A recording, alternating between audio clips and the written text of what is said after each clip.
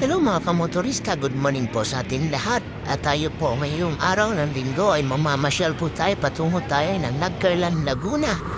Hindi ko man alam yung tamang exact location. Ito ngayon ay binabaybay na namin yung kagbaan ng papunta ng Kalawan. Yes, tayo po ay pauwi Nagcarlan po sana kami. Kaso dadaan muna kami ng San Pablo City kasi meron tayong mga ka-rides doon na dadaanan namin yung aming birthday boy tsaka iba namin kasama sa Riders Club. Ang ganda talaga ng tanawin pag nagra-rides ka no, nakakapag-relax ng isip. Ang sarap mag-rides. At mga motorista, first stop muna tayo dito sa Pabings ng Kalawan. Kakain muna tayo dito ng goto.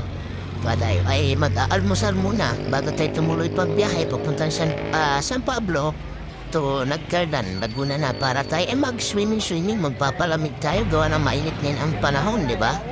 May mga kasama ko, todo pa picture yan sa kalabaw na yan. Napakasikat, muntik pa nga yung isakay sa motor, dadalhin daw.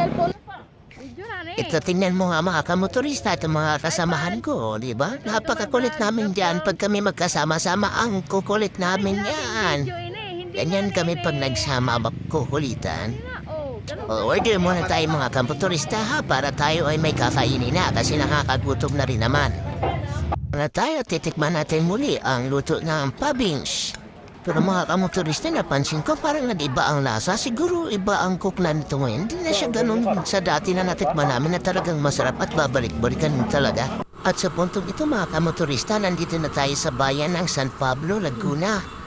At may papakita ako sa inyo mga kamotorista, isang malaking puno ng mangga. Napakagandang puno ng mangga. Ang laki niya talaga. At alam niyo ba mga kamotorista, madaming mga nakikinabang nito na taga-bayan ng San Pablo, Laguna. Dahil ang punong mangga na ito ay nagagamit nila bilang isang silungan. Yes, mga kamotorista, maraming sumisilong dito. Mga siguro nagpapahinga o nag-aabang ng tricycle. Dito lamang ito sa may tapat mismo ng simbahan ng San Pablo. Sandali lamang mga kamotorista, ituturo ko sa inyo at papangita ko sa inyo ang magandang puno ng mangga dito. Tayo ay malapit na. Natatanaw niyo ba yan mga kamotorista? Yan yung puno na yan. Yan ang puno ng mangga mga kamotorista. Tignan mo ang lilim niya, di ba? Napakalamig ng simoy na hangin sa ilalim ng punong mangga na yan. Sa tapat mismo ng simbahan. Teka lang, at ituturo ko sa inyo yan. Ipaparadak muna natin motor. Ito, itatabi muna natin dito mga kamotorista kasi habang mag-iintay tayo sa aming kasamahan. Sandali lamang mga kamotorista. Teka lang ha, tatabi ko dito sa tabi. At ipapaling ko ang aking camera dyan sa may puno na yan. Ituturo ko sa inyo. Dali lamang. Ito ang simbahan mga kamotorista. At ito, yan yung plaza. At ito yung mangga. Diba ang laki ng mangga niya mga kamotorista? Kita mo ang dami nakaupo, diba? Yan tinuturo ng kasamahan ko. At sa puntong ito mga kamotorista ay nandito na tayo sa resort na aming pagsisimingan. Ito ay tawag, ito ay sinipian. Yes, sinipian mga kamotorista. Muntik na maging sinapian. Sinapian resort.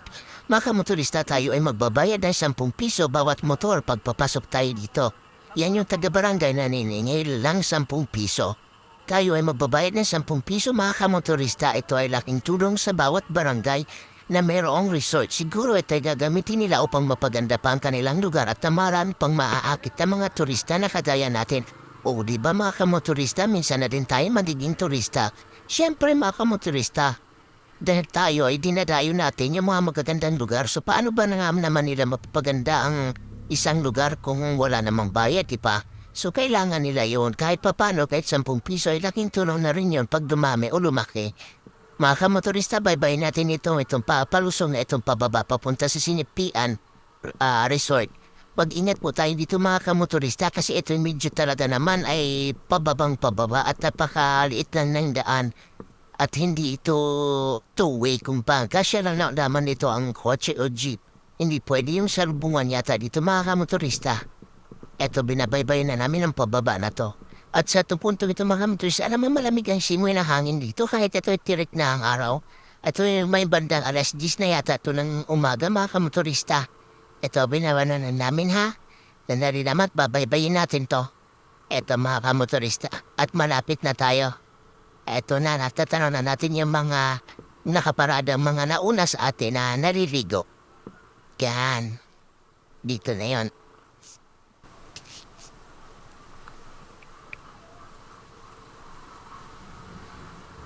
Eto na, dumating na tayo sa ating pagpapaliguan. Ngunit tayo ay magdahan-dahan dahil talaga naman napakamabato yung daan. Hindi pa siguro ito nasa semento. At tinuturo tayo ni Kuya doon sa daanan ng motor papasok doon sa resort nating pupuntahan. Ay, ay, ay, ay, ay, ay, ay, ay,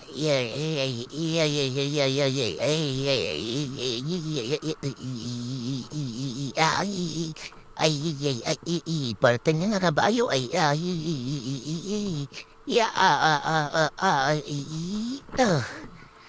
nataos din. At kita niyo ba yan mga kamotorista oh? Kita mo? Isang batis yan o sapa. Ewan ko kung anong tawag dyan. Basta dalawa yan. Pwede mong paliguan. Pwede ka dyan sa sapa. Pwede ka rin doon sa swimming pool. Dahil may swimming pool din po yung punupuntahan namin. Ito na. O, diba? Sarap talaga magtampi sa ganitong tag-init. Diyos ko po. Parang ayaw mo nang umuwi. Huwag mo na tayong umuwi. Dito muna tayo. Naku po, kasarap talaga dyan mamigo at magtampisaw ganitong tag-init. Ay, sarap balik-balikan ng mga ganitong lugar. Sige.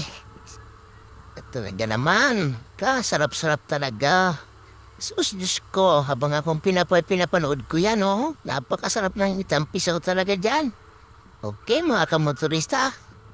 Tayo ay nandito na. Pag-aasikaso muna tayo, ha?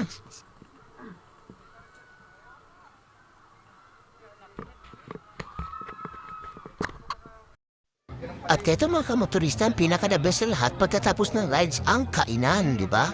Nakita niyo yan mga kamotorista, ang dami namin baong pagkain. Yes, baon namin yan mga kamotorista, lalo-lalo na yung may birthday dyan. Ayan si Cap Negi, grabe kong sumubo. O, kita mo pati si Cap Celso. Manandam, may nalalaman pa kami nitong pa cheers mga kamotorista. At ang may birthday sa amin ay yung may hawak na tumbler na kulay green. At ang katabi niya ay si Cap Dimos, ang founder namin. Siya yung pasimuno na bumili ng alak, di ba? Minsan lang yan kaya kailangan bubus-bubusin namin. Pag bumili ng alak yan talaga naman, suabe. Pero kami mga kamotorista, umiinom kami pero yung tama lang, hindi yung nalalasing talaga kami mga kamotorista. At ito yung batis mga kamotorista. Dito yung batis na pinakita ko sa inyo kanina habang kami ay papasok. Ang lamig ng tubig dito, grabe mga kamotorista. Libre lamang po ito. 50 pesos kasama na po sa entrance na 50 pesos mga kamotorista. Ma-access mo na ang dalawang paliguan doon sa swimming pool at dito sa batis na ito mga kamotorista. Yan ang dami naliligo, di ba? Kaya dito pagkasarap puntahan pag ganitong tag-init. At eto na mga kamotorista, ang pinakamaganda sa lahat, ang swimming pool na malamig. Huwag muna tayong umuwi. Dito muna tayo. Ang pagkasarap talaga dito mga kamotorista. Sarap dito magpalamig. Grabe, ang presko ng tubig. Kita niyo ba yan yung dumadaloy na yan? Parang galing sa bukal. Yan ang lamig niyan mga kamotorista. Grabe, suabe. Tanggal lahat ng pagod namin. Tagtag lahat ng pagod. Ang nabakasayan ito. Yan, ang ganda ng view mga kamotorista dito. Ay, pagkasarap talaga naman pag nandito ka mga kamotorista. At ay mga kasamahan ko, mga kamotorista, ayan. At kami ngayon ay maggagayak at kami ay malapit nang umuwi. Yes, mga kamotorista. At ito mga kamotorista, tayo ay umalis na doon sa resort natin pinapaliguan. At welcome mga kamotorista dito sa simbahan ng Nagcarlan, Laguna. Ito daw po yung pinagsushootingan noon ng Kampanirang Kuba na kung naalala ninyo mga kamotorista yung palabas noon, yung teleserye ng Kampanirang Kuba. Dito daw po yung sinushooting mga kamotorista. Ito napakaganda nito mga kamotorista na simbahan, lumang-luma pero ang ganda. Pero mga kamotorista, hindi kami makakapasok dito dahil lalo na ako kasi yung sungay ko mga kamotorista ay hindi kasi din sa pintuan na yan at saka isa pa masusunog na ako mga kamotorista kaya panonoorin na lang namin dito sa labasan. Dito na kami sa labasan, kahit nga ako ay nandito lang sa labasan mga kamotorista, ay ramdam ko talagang nasusunog na ako dahil talaga naman ang sungay ko ay lagpas-lagpas na. Ako siguro hindi natatanggapin yan sa pintuan na yan kaya ako manunood na lang din sa simbahan na pinagsusutingan noon Kampanirang Kuba. Kung naalala ninyo noon, Yung kampanirang kubang palabas na kay Uncle Chris yata yun. Dito po daw yan, sinushooting, dito daw yun ginagawa.